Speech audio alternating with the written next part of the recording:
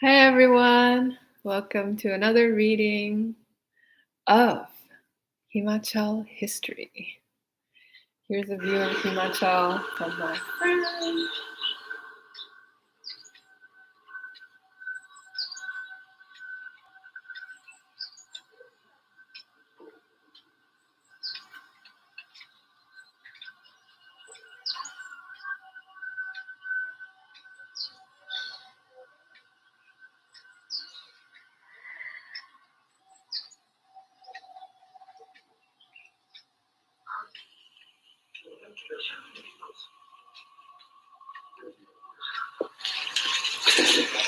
The weather's quite chilly there, I think, so it is here as well.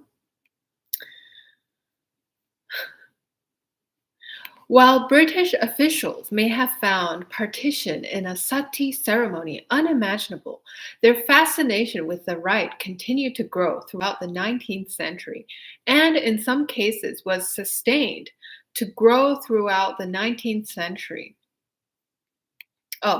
Sustained through fictional accounts. Sir Henry Lawrence, 1806 to 57, a grand hero to the British public, authored a series of such accounts. Basing his stories on personal encounters with foreign adventures in the Punjab, Lawrence wrote about a fictional European mercenary in the service of Lahore. At that time, Lahore was ruled by Maharaja Ranjit Singh, in short entries that were anonymously contributed to the Delhi Gazette. His seductive prose and capacity to bring the region that he knew so well to life led to a demand to publish a book version of his stories, which was released under his real name as Adventures of an Officer in the Service of Ranjit Singh in 1845. Also, here I want to add that I've met Caucasians in India, and one guy actually had a Tibetan name, or at least he only told me his Tibetan name. And at that time, I was a bit unnerved because I have never met a Caucasian with a Tibetan name, like not even in like the Sanghas here. And later on, I've met more because of my involvement. But then at that time, I was like, whoa, are you for real? But yeah, there are Caucasians who just give their Tibetan names. In Adventures, Lawrence awards Pahari Rajputanis a central role by weaving the plot around a love affair between the foreign mercenary Balassus and Mahtab Kaur, the imaginary daughter of the dispossessed Raja of Kangra, Sansar Chand. Throughout the tale, the princess is gradually brought into the European fold. Balassus meets her first when she is 12 years old, and on numerous occasions thereafter, always in the presence of her mother. He teaches her English, she learns to read the Bible, and is even baptized to become in heart and soul a convert, after which the protagonists are united in marriage through the services of an Amritsar clergyman by Christian rites in the presence of God and man. Despite his evident sympathy for the Rajputani, Lawrence concludes the alliance on a tragic note. Mahtab Kaur drowns in a river while fleeing infidel soldiers from a faction opposed to her alliance with Balassus. This is perhaps an unconscious attempt by the author to preserve the heroine's purity through quasi-baptismal waters that might quell the idolatrous sati flames. The novel concludes with the heartbroken hero leaving the heathen Punjab in despair. The Rajputani was probably modeled, this is a footnote, on Sansar Chand's real daughter, who was pursued by the upstart Dogra Dhian Singh. Sansar Chand's successor refused the alliance, preferring exile in British territory with his sister to a degradation of the Katoch name. Dhian Singh, as seen above, ultimately married a Pahari girl belonging to the Patania elite of Nurpur. An account attributed to Jodh Singh Katoch, another of Sansar Chand's sons, takes this further by claiming Dhian Singh's request for an alliance was a front for the aged Ranjit Singh, who secretly longed for the princess. Oh, wow. The character of Belastus may have been inspired by an adventurer with that name active in Bundelkhand a generation earlier.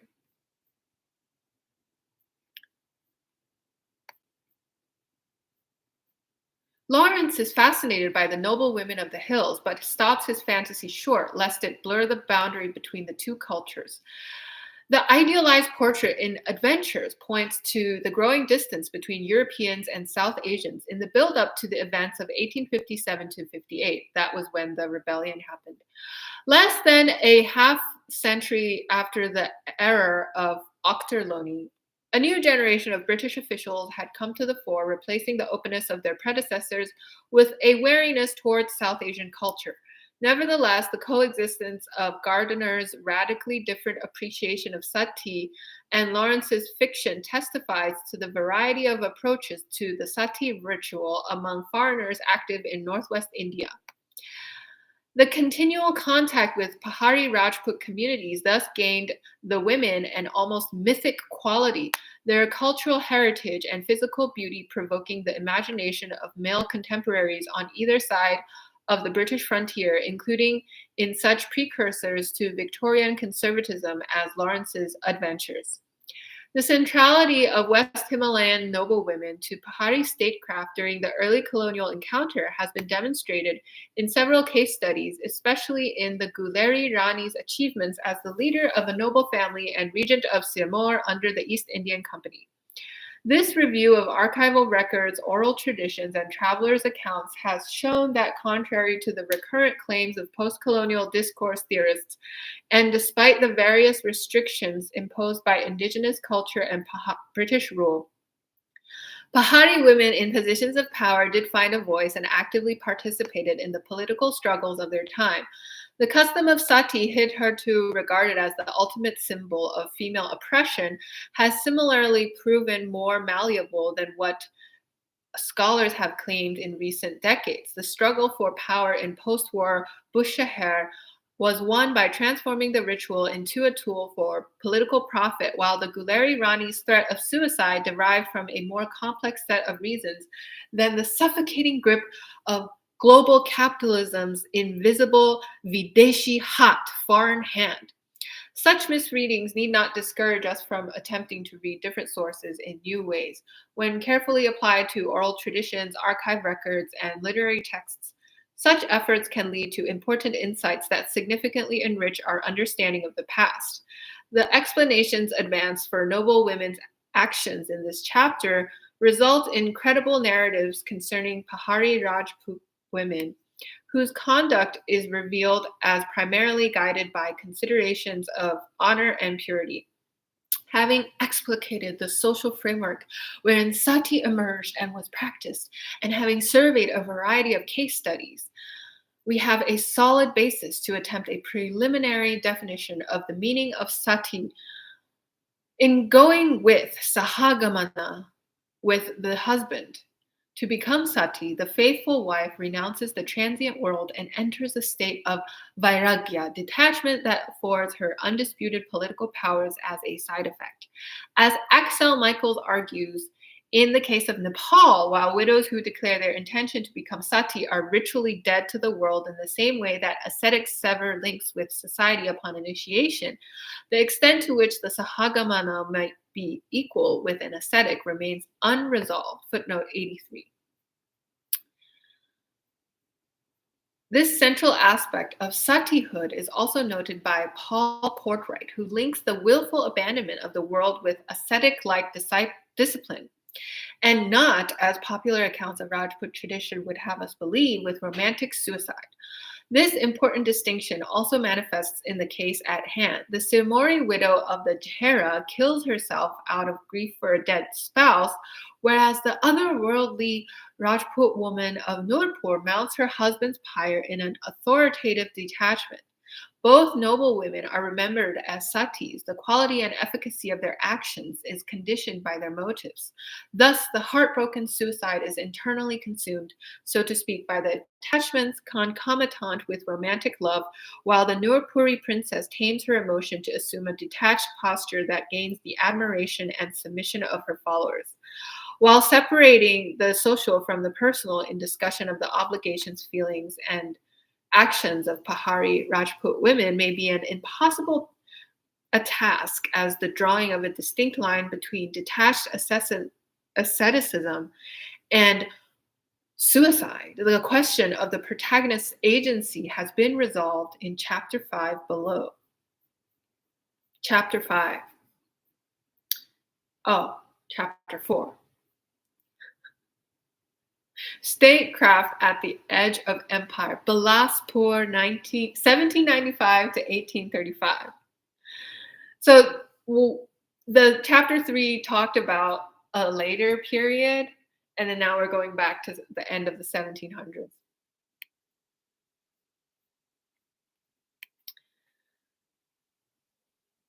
There were new problems emerging for the Pahari kingdoms. Subservience to Maharaja Ranjit Singh in Lahore reduced the once illustrious Emperor of Kangra to a zamindar of modest proportions, while the incorporation of Sirmaur within East India Territory facilitated its rise as an exemplary model state in British circles. It was, however, in Bilaspur, whose territories encompassed extensive tracts on both sides of the Sutlej, that the effects of the treaty were most strongly felt. Officially subservient to both Calcutta and Lahore, but in practice almost entirely independent, the kingdom on the Sutlej emerged as the most consequential mountain state in the early decades of British rule. While the dominant discourse of regional historiography has come to dismiss this era as the darkest page in Bilaspur's history, a careful examination of its trajectory between the Battle of Chinjiar 1795 and the troubled reign of Karak Chand in 1824 reveals a vibrant kingdom that utilized its anomalous position to its benefit, developing a distinct courtly culture that defies the classificatory schemes customarily applied to Rajput states. This chapter investigates the development of Bilaspur's unique political culture in light of the contingencies that emerged from its division along the imperial frontier. In the field of Himalayan studies, this address complements the growing body of work on adaptation of highland societies to redrawing of political boundaries in the modern era. In Bilaspur, the coalescence of geographic and political borders along the Sutlej River compounded the challenges entailed in such adaptations as the kingdom's newfound position along the imperial divide accentuated the gap between the novel regulatory practices instated by the East Indian Company and the ancien regime dynamics of seasonal warfare that disrupted them. Thus, while the East India Company's paramount concern of maintaining peace along the Sutlej did, in fact, grant the Rajas of Bilaspur a more central role in government, the kingdom's repositioning along the watery boundary paradoxically freed it from the regulatory gaze of Calcutta and Lahore. In the absence of meaningful engagement by external authorities, Bilaspur had, by the 1830s, entered a perpetual state of crisis. The dismissal of politically potent agents in the aftermath of the Anglo-Gorkha War in 1814-16 was a preliminary step in the process and was followed by a forceful termination in 1819 of the Bilaspur-Kangra rivalry's capacity to provoke large regional changes by way of empire from below. The author is referring to the mutually beneficial process of political expansion by a superior power through interactions with smaller polities. Expansion may be either pacific, by extending political patronage and protection from an imperial center toward the periphery, or hostile, by peripheral polities' rebellions against the center as part of their processes of state formation.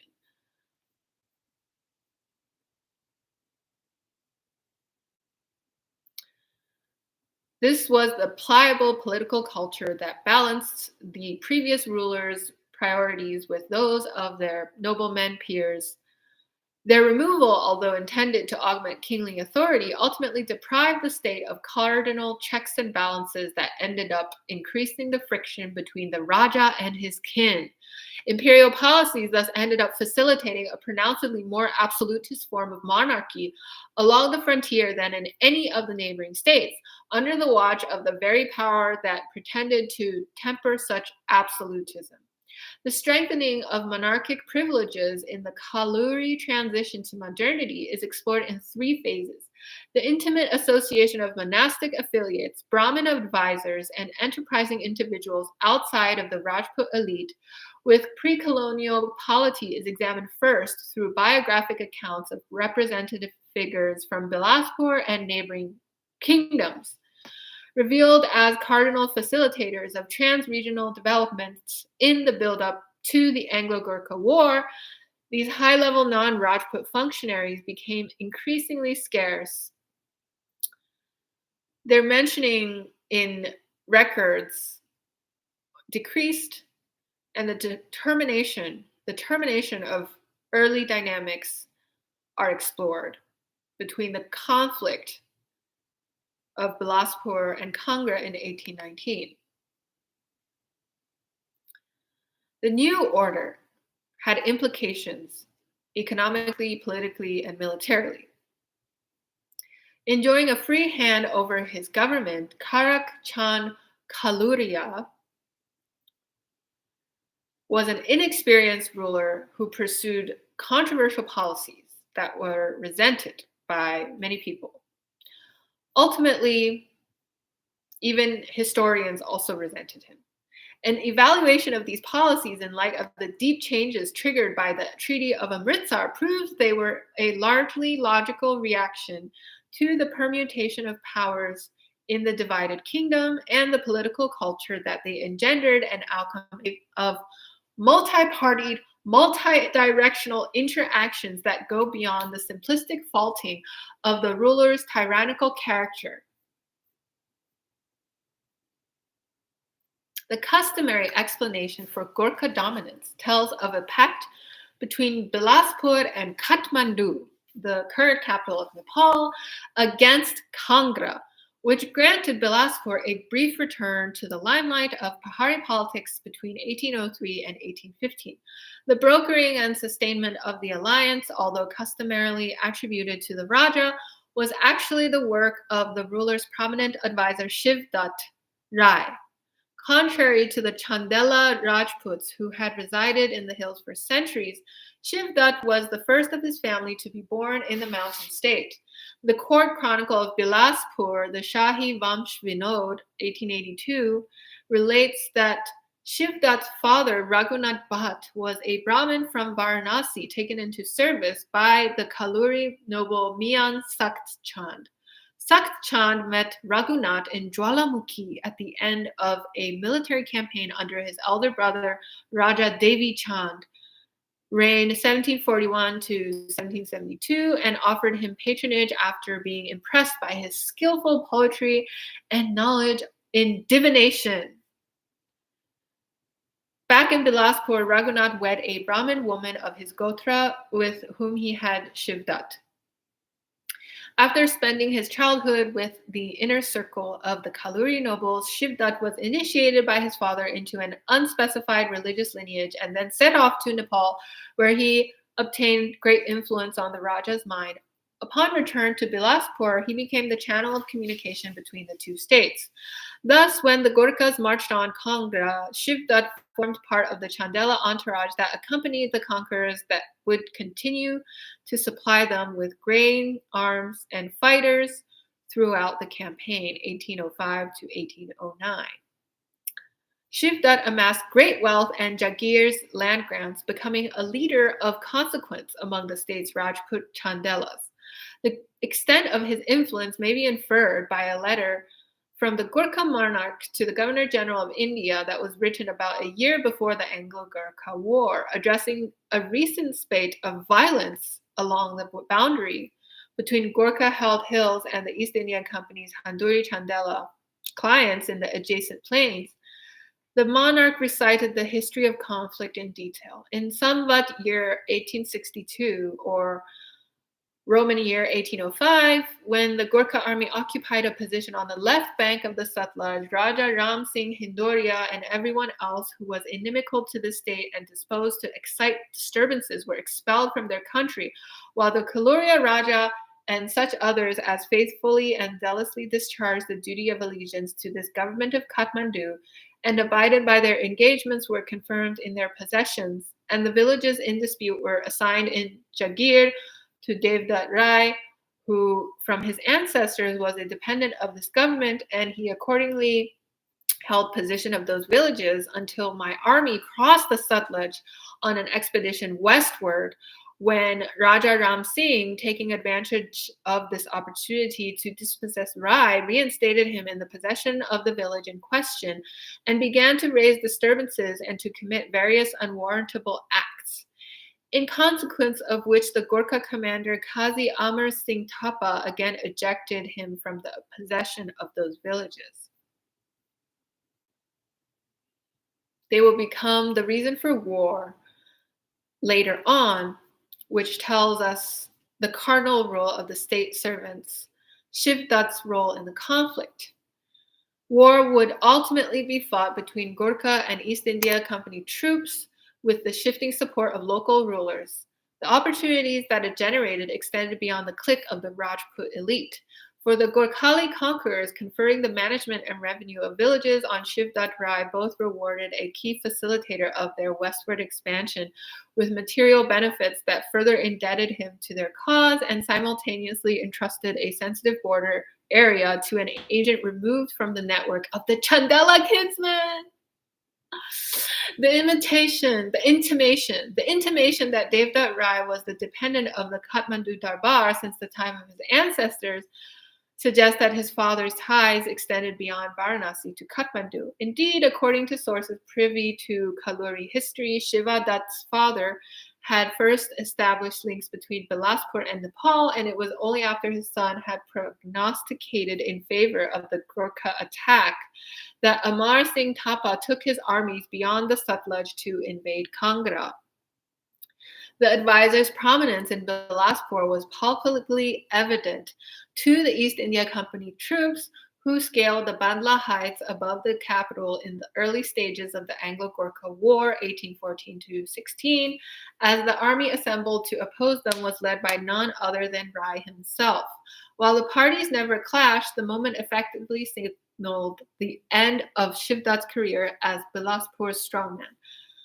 The British negotiated an alliance through the official manager of state affairs, the Kaluri Wazir. Deprived of Gurkha patrons, the Rai fled beyond the Satluj, leaving Bilaspur for good. If sources provide a neutral description of Rai, regional histories from states that were opposed to the Gurkhas gave him a really dark role. In the Gurkha Conquest of Arki, published in 1903, Shiv Dutt is faulted for every conflict that occurred between Congra's rise and its suppression by Nepal. According to Singh, Kulwant Rai was initially an advisor to the regent Rani of Bilaspur, Naina Devi Katochi, and it was upon his poor counsel that the kingdom lost two of its northern forts. Shiv Dutt then traveled to Kangra to plead for the fort's return, but then he took an oath not to return to Bilaspur unless he had destroyed the Kangra state. Taking to the easterly hills of Kumaon, he returned at the head of 15 Gurkha generals and 32,000 soldiers who laid siege to Kangra at the Rai's request. The inflated agency attributed to Shiv Dutt in this and similar accounts part of the general critique of the Gurkhas as aliens that guided the reformulation of Rajput identity in the hills over the long 19th century. However, the ferocity of Singh's attack belies the considerable power such non-Rajput enterprising court affiliates wielded in Pahari Rajput policy before the British.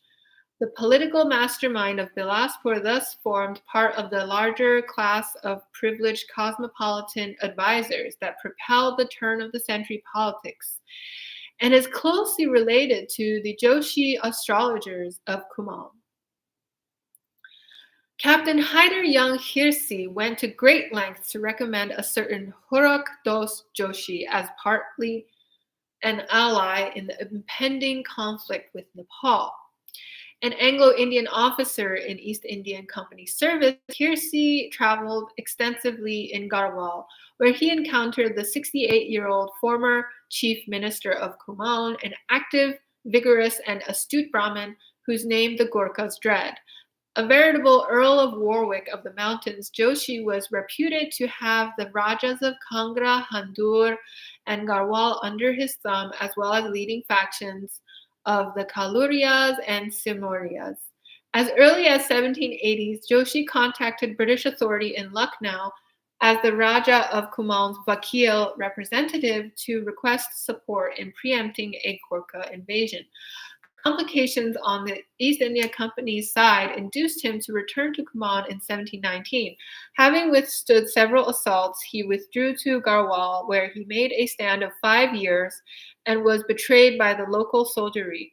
At the time of Hirsi's writing, Joshi had escaped his captors to Haridwar, where he continued his diplomatic work incognito through communications with the British and the hill chiefs. While the kingmaker evaporates from the records at this stage, the review of his doings reveal common traits with Bilaspur's Shiv Datt Rai.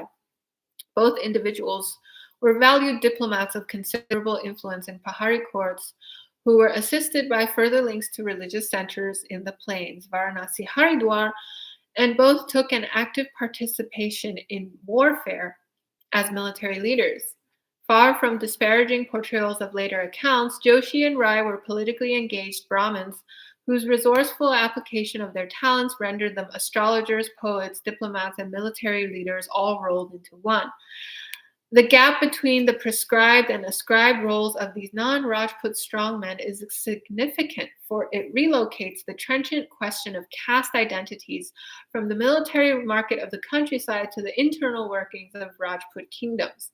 Depending on context, such Brahmin advisors would be either deridingly labeled barred by caste in the Rajput history of British India, or as masters of divination from specific Brahmin gotras in the dynastic-focused chronicles intended for local consumption.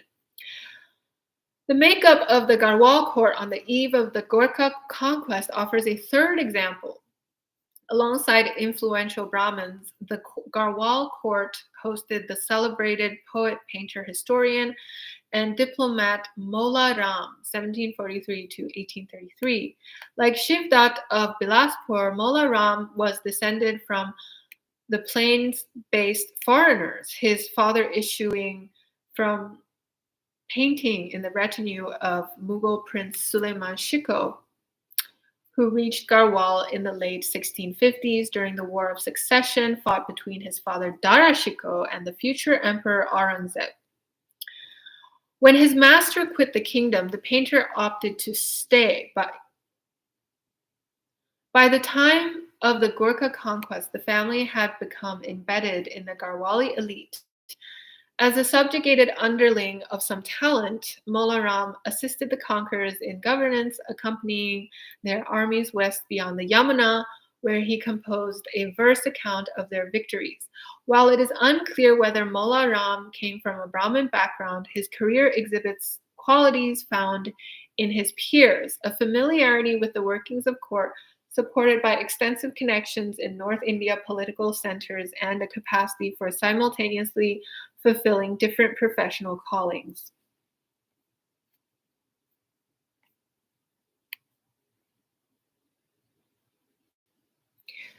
Shiv Datt Rai is reflected of the shift towards containing the Pahari states within clearly demarcated boundaries under landed gentry to the exclusion of more mobile individuals outside of the Rajput elite.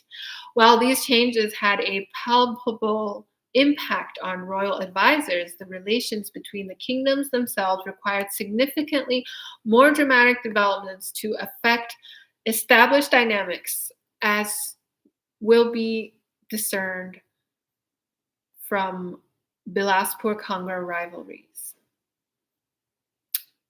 The Ends of Empire from Below, Kotdar, 1819. The Raja of Kangra launched an attack on Bilaspur with the backing of Lahore.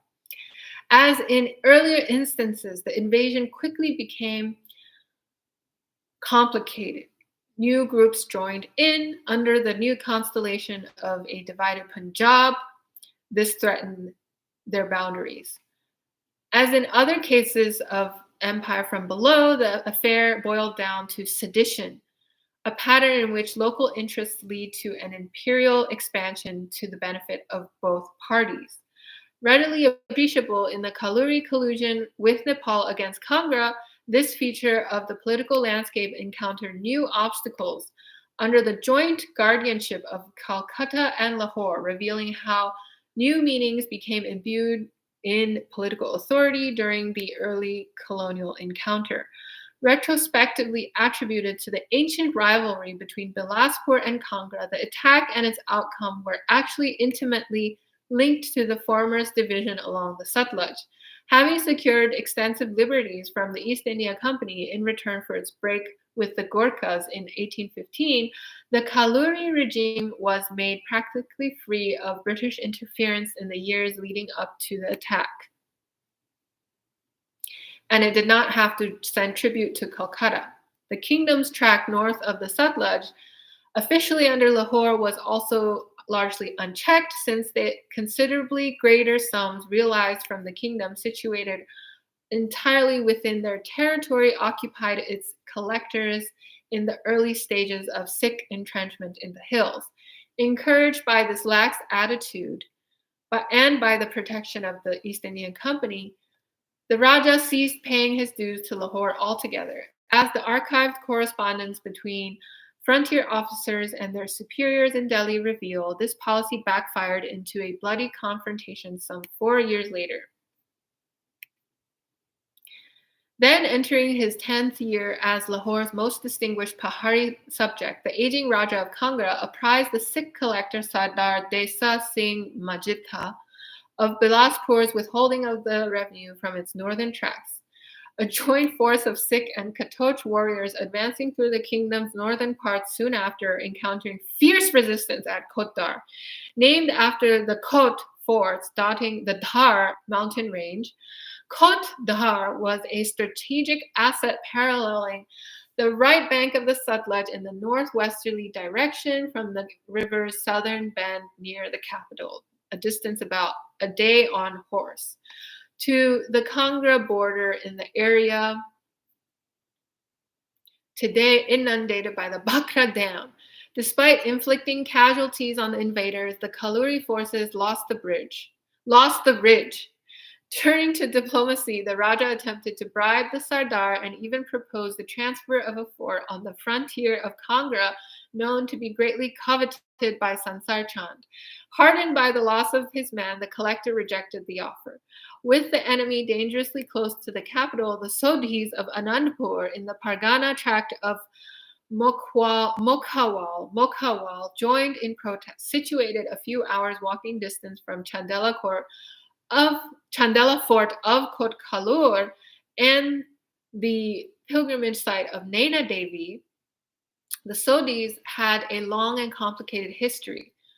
A sanctified Sikh community, the Sodhis were ever cognizant of the Kaluri Raja's ousting of their progenitor, Guru Gobind Singh, from Bilaspur in the 1680s. The issue of sovereignty over Mokhawal had remained murky since, as both the Sodhis and the Kaluri regime claimed rightful ownership over the ensuing centuries. Thus, when the Kaluria attempted to tax the Sodhis in 1807, the latter retaliated by allying with Lahore, costing the mountain state a revenue of 25,000 rupees, about a quarter of its annual income. In joining the aggressors from Lahore and Kangra, the Sodhis not only encumbered Kaluri logistics, but also awakened sleeping demons from the Raja's loss of Mokhawal a dozen years before.